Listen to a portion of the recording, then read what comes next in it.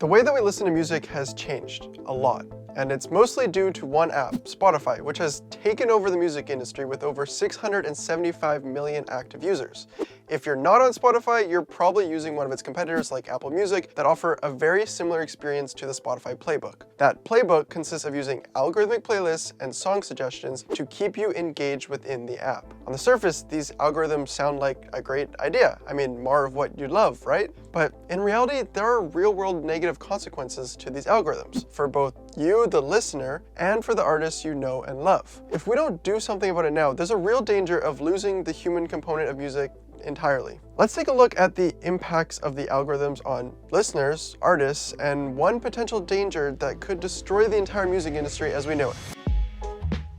Now, music discovery has historically always involved a social interaction. Whether it was digging through record crates with friends or scrolling through curated music blogs, discovering music meant being part of a community. Maybe a friend made you a mixtape of music totally outside the realm of genres that you typically listen to. This human connection is what opens the door to true discovery. But algorithmic recommendations, though convenient, remove the emotional side of music discovery entirely. By attempting music discovery without the human and emotional component, you might simply bounce off of music that might have been resonant with you if it was introduced in another context, say by a friend or in a different environment. Whether it's Discover Weekly, Release Radar, daily mixes, or AI-generated playlists, Spotify and its competitors have a lot of tools designed to feed you the exact music that you want to hear. These apps learn from your listening habits, and then they feed you more of the same. While it might feel like you are discovering music, in reality, you're boxed in and getting force-fed more of the same junk. The same genres, the same time periods, the same artists. You get placed in a niche of music that ensures that you keep engaging with the app, but with limited exposure to any new art.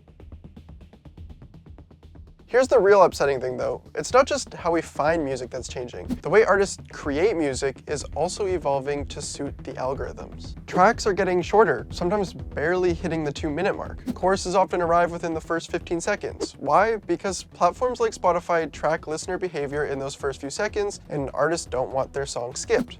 After 30 seconds, the play has counted as a stream. If a user replays the song after 30 seconds or starts playing it again, it counts as another stream. This means that there's now a real financial incentive to make songs shorter rather than having true storytelling. When Old Town Road dominated the world of streaming in 2019, record labels took notice. A short track with a catchy chorus right at the beginning is an easy way to hack the engagement metrics of the algorithm. The average length of a Billboard track dropped from over 4 minutes in the early 2000s to merely 3 minutes and 7 seconds in 2021. There's now a real pressure on artists to play into the algorithm rather than tell a proper story through their music. This also results in homogeneity of the type of music that people hear. Artists and their management are incentivized to copy whatever performs well in the algorithm. Wonder why Post Malone and Beyonce are making country music right now? It's because in the last 6 years, country music streaming has increased by 287%. Where rap dominated in the late 2010s, country has been the key to hacking the algorithm lately. On the other hand, many of the algorithmic playlists on Spotify are filled with unknown artists who will never see recognition for their work. Spotify can feed you a perfect playlist and you can enjoy said playlist without reading the names of any of the artists or the tracks that you're listening to. This is by design.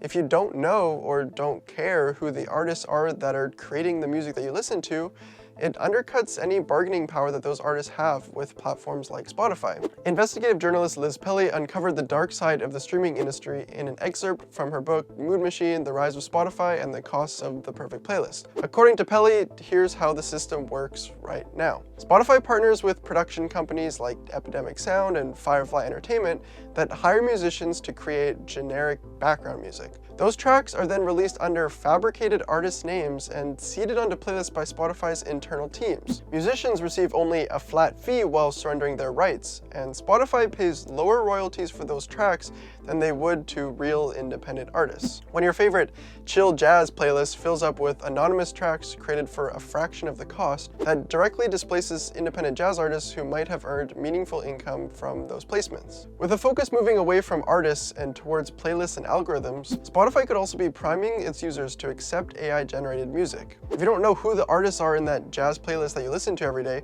you won't notice when Spotify starts swapping out human artists for AI-generated tracks. Since Spotify operates on a revenue-sharing model with its artists, using AI music means they would get to keep more of their profits rather than having to pay out royalties. The more Spotify stuffs anonymous music down your throat, the less money gets paid out to real-world artists. While Spotify has not confirmed publishing its own AI music, the company's CEO has openly stated that he won't ban AI music from the platform. Right now, Spotify's largest expense is the royalties it pays out to artists. If the goal of the business is to maximize profits, it would be very lucrative for any streaming service to minimize this expense as much as possible.